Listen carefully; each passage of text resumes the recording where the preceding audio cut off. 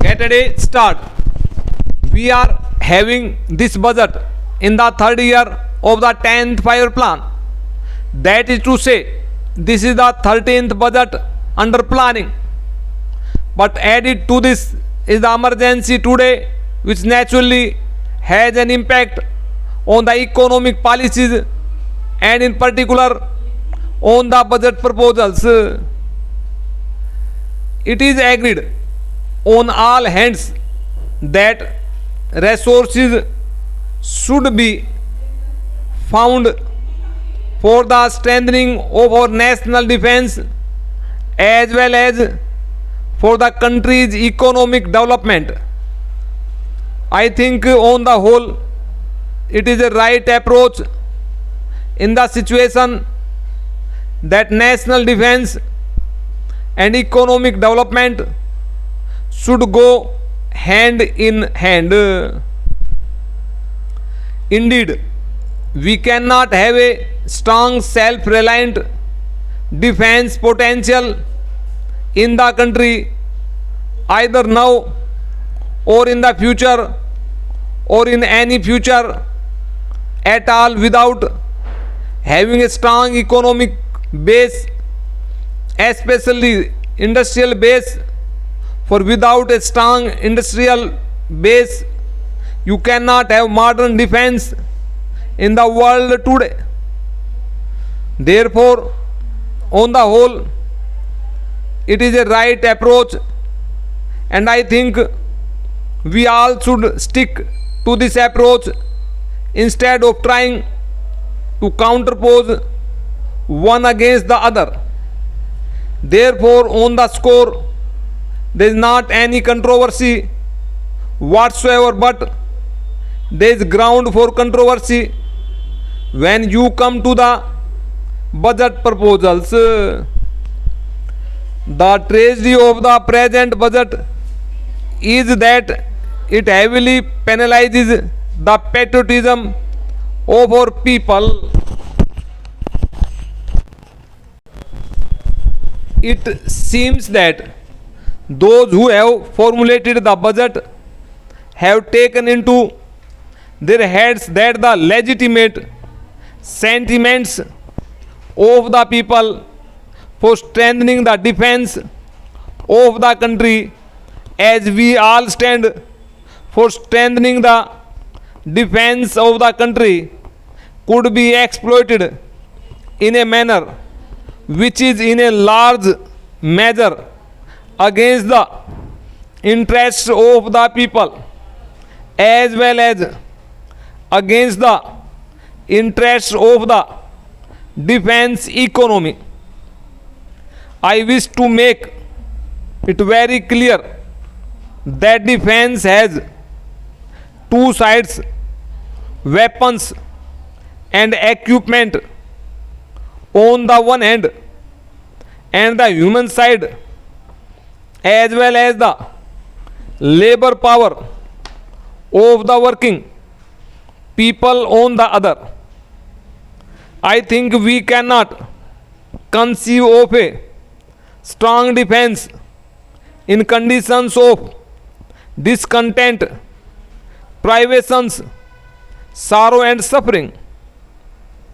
I think we will have to evolve a policy whereby the resources of the country could be mobilized simultaneously with the harnessing of the willing labor power, enthusiasm and initiative of our working people.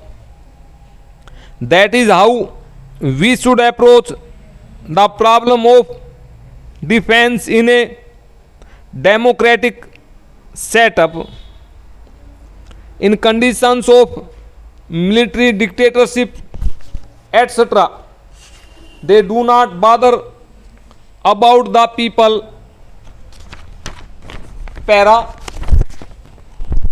Somehow or other, weapons and equipment are brought from outside and some kind of defense is built up, which means in fact that when you go in for such a thing, you surrender your entire independence.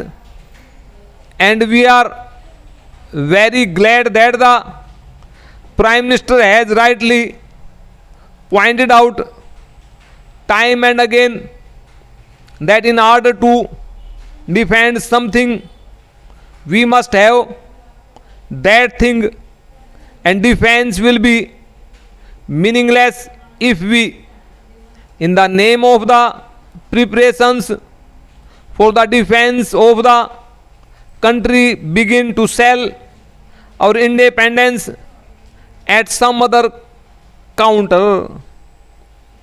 Such is not, fortunately, the policy of the government as you understand it, and such can never be the policy of the government. Therefore, there is national agreement on the question of defense and also on the question of economic development, although it has been raised by some people that in order to prepare the country for its defense, we must abandon some of our good objectives in the plan gradually and prune it. But by and large, the government, at least in theory, has not accepted it, and we would also like the government not to accept it in point of fact, because as I said, no defense worthy of a great independent nation like ours can never be built except on the foundations of a solid, growing, strong economy. Now, therefore, Madam Deputy Chairman, where does the controversy arise between ourselves and the government? The controversy arises on the question of finding resources, and the question to be asked today is how to set about the task of fulfilling the needs of the situation as a whole and the emergency in particular, and where to find and how to find the resources for the purpose. This is the point of departure as far as we and the government are concerned, and I should presently go into the question of pointing out to you that the government's approach and the line of action is certainly not one which was inescapable or unavoidable in the situation. It was possible for the government to raise the resources without going in for some of the harsh economic burdens which they have decided to impose upon the people. Let me come to the question of the compulsory deposit scheme. Here we have been supporting compulsory deposits. In fact, we have been urging upon the government to introduce some such schemes as would enable them to tax the resources lying with the former princes, multi-millionaires, big businessmen and other sections of the wealthy people. They have got plenty of accumulations.